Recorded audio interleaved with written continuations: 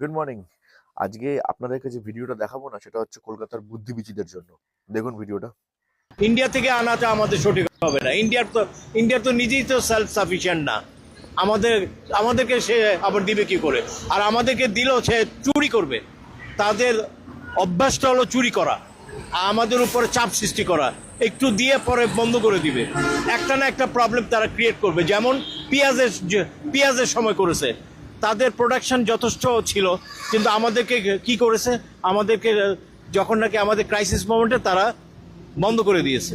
পেঁয়াজ তারা আমদানি আমাদেরকে করতে দেয়নি। আমার বাংলাদেশের সবচেয়ে বড় শত্রু ইন্ডিয়া। অবশ্যই এটা ইসলামের একটা দিক আছে, আর একটা কথা হইল আমার বাংলাদেশের সবচেয়ে বড় শত্রু ইন্ডিয়া। আর এই ইন্ডিয়াকে কেবলমাত্র মোকাবেলা করে Pakistan. That is why I support Pakistan, no other reason bro. ঠিক আছে। দেখলেন, বাংলাদেশের 92% মুসলমান এটা ভাবে যে আমরা হলাম ওদের গোলাম, কারণ আমরা হিন্দু।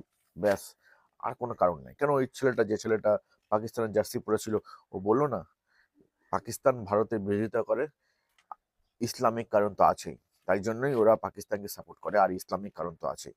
তো ওরা যদি ধর্মীয় কারণ দেখিয়ে বলতে পারে যে আমাদের বিরোধিতা করে, গাজওয়াইতুল হিন্দ করে আমাদেরকে মেরে ফেলতে পারে, তো কেন আমি ধর্মীয় কারণ দেখিয়ে এটা বলতে পারি না যে আমারও বেঁচে থাকার অধিকার আছে? কেন বলতে পারি না? এরা এত বেশি গাদ্দার না, একে তো ভিখারি, এক নম্বর তো বাংলাদেশের 92% লোক ভিখারি, যারা ভারত থেকে হাত পেতে ভিক্ষা করে জিনিসপত্র নেয়। তেল, চাল, ডাল, পেঁয়াজ, মশলা, সুতো, সমস্ত কিছু। এবার আমি দিব কি দিব না, সেটাতে ওরা বলে যে চুরি করছে। আবে তোর বাপের সম্পত্তি বাঞ্চোদ, সালা ভিক্ষা করিস, এটা আমার ইচ্ছা আমি কতটা তোকে ভিক্ষা দিব কি না দিব। ভিখারি আছিস, ভিখারির মতো থাক। যদি আমরা না চাই না, জামায় যে শরীরে যে জামাটা পরে আছিস না, ওটা পর্যন্ত পরে থাকতে পারবি না বাঞ্চোদ। সালা ভিখারি বলবে কে? চোর, সুদ মারানি। যদি চাই না একটা পেঁয়াজ 1,000 টাকা করে নিব, গানের দম থাকাতে কিনে দেখা। লেওরা একটা ছোট্ট পোস্ট পড়ে শোনায়, যার নাম হচ্ছে আসাদুজ্জামান আসাদ পং পং। ইনি বাংলাদেশের, বাট থাকেন আমেরিকাতে। তো উনি লিখেছেন, ছোট পড়বো, বেশি পড়বো না, আমি পোস্টের লিঙ্কটা আমি ডেসক্রিপশনে দিয়ে দিব, আপনারা দেখে পড়ে নেবেন। বিশাল বড় পোস্ট লিখেছেন। উনি লিখেছেন যে বাংলাদেশের 92% মুসলমানের একটা অংশ মনে করেন বাংলাদেশের সবচেয়ে বড় দেশ হচ্ছে ভারত। ইনার সঙ্গে যিনি প্রথমে ভিডিওটা বললেন তার তো কোনো সম্পর্ক নাই। ইনি আমেরিকাতে থাকেন, উনি কোথায় থাকেন কে জানে বাল। বাংলাদেশের কোন নদীর ধারে বাল থাকেন হয়তো। মজার বিষয় হচ্ছে, এদের মা, বোন ও স্ত্রী যে শাড়ি পরে তার অধিকাংশই হচ্ছে ভারতীয় শাড়ি। ভারতীয় চাল খেয়ে এরা ভারতের বিরুদ্ধে স্লোগান দেওয়া এদের একটা জন্মগত অভ্যাস। ভারতের তুলোর বালিশে ঘুমিয়ে, বালিশটাও তোদের নিজের না রে ভাই, ভাঞ্চোদ বাংলাদেশি। ঘুমিয়ে ভারতের সেভেন সিস্টার দখল করা এদের একটা জন্মগত স্বপ্নদোষ। ভারতের টাটা গাড়ি স্টিয়ারিং ধরে পাকিস্তান জিন্দাবাদ দিয়ে এরা নিজেদের সৌভাগ্যবান মনে করে। বাংলাদেশের এক শ্রেণীর মুসলমান মনে করেন পশ্চিমবঙ্গ, আসাম, ত্রিপুরা, মিজোরাম, মেঘালয় বাংলাদেশের বাপদাদাদের পৈতৃক সম্পত্তি। যদি প্রশ্ন করেন বলবেন 1947-এ এসব পাকিস্তানের বাপদাদাদের ছিল। আবার 1947-এ কোনো পাকিস্তানি ছিল না বাল। লিঙ্কটা দেখে নেবেন, লিঙ্কটা আছে, পরে দেখে নেবেন। স্ক্রিনশট দেখতে পাচ্ছেন বা পাশে।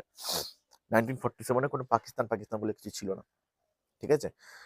যেটুকু ল্যান্ড দখল করে রেখেছে ইসলাম, সেটাকে আজকে পাকিস্তান বলছে। আজকে পাকিস্তান কদিন টিকবে তার কোনো ঠিক নাই। হ্যাঁ, পাকিস্তান হয়তো 10-15 বছরের মধ্যে ফুটে যাবে, কিচ্ছু না পাকিস্তানের মধ্যে, বালুচিস্তান আলাদা হয়ে যাবে। সেরকম তোরাও, পাকিস্তান 10-15 বছর, তোরা 20-25 বছরের মতো ফুটে যাবে, কোনো ব্যাপার না তোদেরকে ফুটানো। আজকে বাংলাদেশের মিলিটারিরা ওই বান্দরবন আর পাহাড়ি চট্টগ্রামের জনজাতিদের উপর কিভাবে নির্মম অত্যাচার করছে, কত নির্মম অত্যাচার করছে। যেখানেই ওরা পাহাড়ি জনজাতির লোক দেখে, মা বোনদেরকে তুলে তুলে রেপ করে। এটা বাংলাদেশিদের ধর্ম। এটা যাচ্ছে তাই দেশ, যাচ্ছে তাই থার্ড ক্লাস দেশ। আর যখন বাংলাদেশের প্রতিটা মানুষ আমাদেরকে নিজেদের শত্রু মনে করে, তা আমার বাঞ্চোদ কোন ঠেকা পড়েছে যে বাংলাদেশের শুয়োরের বাচ্চাগুলোকে নিজেদের ভাই ভাববো? এগুলো সব বাঞ্চোদ ওই সমস্ত কমিউনিস্টদের প্রবলেম। আপনি তৃণমূলকে ভাববেন না যে তৃণমূল যে anti communist party. Trinamool is a deep communist party, আরো বেশি প্রো কমিউনিজম ছড়ায়। যারা বলে ওপার বাংলায় এপার বাংলা বালের এ সমস্ত সূর্য ওঠা মানে রামধনু টাইপের কথাবার্তা বলে। দীপু চন্দ্র দাসকে যারা পুড়িয়ে মেরে দেয়, হ্যাঁ, তাদেরকে আমরা ভারতীয়রা এত সভ্য জাতিরা একে আমাদের ইয়ে ভাববো, আমাদের ভাই ভাববো? সুরে বাচ্চাগুলোকে বাংলাদেশের কলকাতার বুদ্ধিবীচিদের বলছি, সরি বুদ্ধিজীবীদের বলছি, যখন কাটতে নামবে না, সবার আগে আপনাদেরকে কাটবে। আচ্ছা, বাংলাদেশে আপনাদের মতো কোনো বুদ্ধিজীবী নাই কেন? বাংলাদেশে কেন কোনো এরকম হিন্দু সেকুলার পন্থী নাই কেন? পাকিস্তানে কেন নাই? যত বুদ্ধিজীবী সব ইয়েতে পশ্চিমবঙ্গে, কলকাতাতে, দিল্লিতে, মহারাষ্ট্রে, বেঙ্গালুরুতে, কেন কেন অন্য জায়গা নাই কেন? ও মরে গেছেন না, মরে গেছেন সব বুদ্ধিজীবী। হ্যাঁ, বুদ্ধিজীবী ঠিক বলেছি। এবার সব বুদ্ধিজীবী গুলো মরে গেছে, তাই না? আমাদের বাড়িতে কয়েকটা বুদ্ধিজীবী আছে, এখন আর বকে না। আমরা তো সব দাস, আর যাদেরকে মেরেছে তারা সব হরগোবিন্দ দাস। আমরা সব স্বজাতি, দীপুচন্দ্র দাস, সবাই স্বজাতি, সবাইকে মেরেছে। ওরা এখন আর বকে না। আমাদের বাড়ির বুদ্ধিজীবী গুলো আর বকে না, আর বকে না, এখন চুপ করে গেছে। ভাই, এটা একটা না বিশাল বড় প্ল্যান, বিশাল বড় প্ল্যান।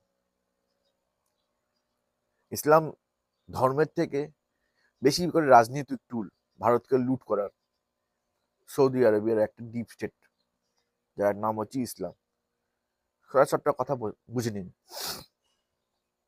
যদি ইসলামিক সংখ্যা বেড়ে যায়, যদি ওরা 80% আমরা 20% হয়ে যায়, 80% হতে লাগবে না, যদি ওরা 40% আমরা 60% হয়ে যায়,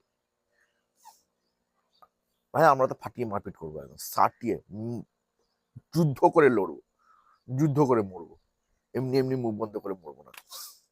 কিন্তু যদি আমাদের মতো ছেলেরা যদি মরে যায়, যারা প্রো ইন্ডিয়ান, প্রো হিন্দু, তাহলে আপনাদের ওদের পোঁচ চাটা ছাড়া, ওদের পায়ের তলায় জি হুজুর বলা ছাড়া কোনো উপায় থাকবে না। প্রতিদিন আপনাদের বাড়ি থেকে মেয়ে সাপ্লাই করতে হবে, কথাটা মনে রাখবেন। একটা পোস্ট দেখাবো, দেখুন পোস্টটা কি লেখা আছে। পোস্টে লেখা আছে, ঘর থেকে বের করে করে মেয়েদেরকে প্রেগনেন্ট করবে যদি বিজেপি হেরে যায়, যদি তৃণমূল জিতে যায়। তৈরি তো বাংলাদেশের জীবীরা? তৈরি তো? ভাবুন, এখনো ভাবার সময় আছে, 1 মাস। এই 1 মাস ভেবে নিন, সম্মানের সঙ্গে বাঁচবেন না কারো জুতার সুক্তাল্লা হয়ে বাঁচবেন, সেটা আপনি ভেবে নিন। জয় হিন্দ, বন্দে মাতারাম, হর হর মহাদেব।